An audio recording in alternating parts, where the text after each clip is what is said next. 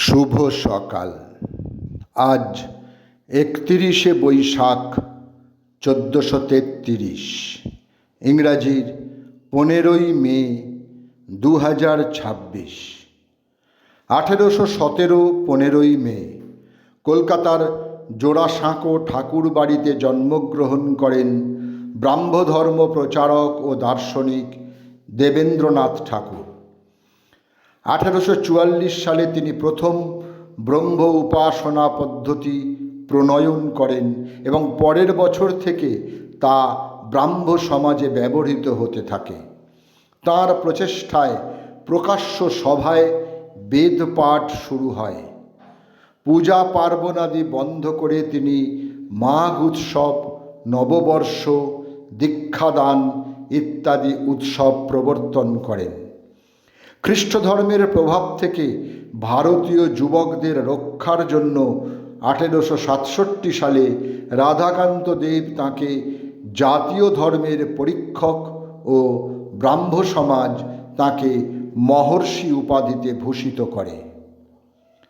শহীদ ভগৎ সিংহের এক অনন্য হৃদয় বন্ধু, ভারতীয় স্বাধীনতা সংগ্রামী শহীদ বিপ্লবী সুখদেব থাপারের আজ জন্মদিন। 15ই মে 1908 পাঞ্জাবের লুধিয়ানায় তাঁর জন্ম হয়। সুখদেব তখন 3য় শ্রেণীর ছাত্র। তাদের বিদ্যালয়ে আসেন ইংরেজ গভর্নর। প্রধান শিক্ষকের আদেশে ছাত্ররা গভর্নরকে স্যালুট করে, কিন্তু সুখদেব তা করেননি। সে কোনো ইংরেজকে স্যালুট করবেন না, এটা তাঁর সাফ কথা ছিল। ভারতীয় কমিউনিস্ট বিপ্লবী ও নকশালবাড়ি কৃষক আন্দোলনের নেতা চারু মজুমদার। তিনি ভারতের কমিউনিস্ট পার্টি মার্ক্স দলের একজন অন্যতম প্রতিষ্ঠাতা ও প্রথম সাধারণ সম্পাদক। 15ই মে 1919 রাজশাহী জেলার হাগুড়িয়া গ্রামে এক সম্ভ্রান্ত পরিবারে তাঁর জন্ম হয়। প্রখ্যাত বাঙালি রবীন্দ্রসঙ্গীত শিল্পী সাগর সেনের আজ জন্মদিন। 15ই মে 1932 ফরিদপুরের এক রাজ পরিবারে তিনি জন্মগ্রহণ করেন।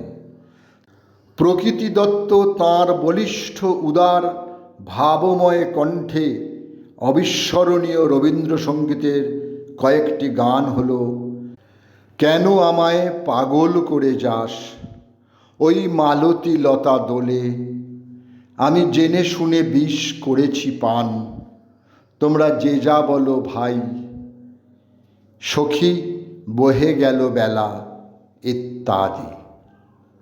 কঠোর জীবন সাধনা ও গৌরবময় কর্মকৃতিত্বে যে বাঙালিরা অগ্রগণ্য, তাঁদের মধ্যে অন্যতম যশস্বী বাঙালি শিল্পপতি ও সুদক্ষ ইঞ্জিনিয়ার রাজেন্দ্রনাথ মুখোপাধ্যায়।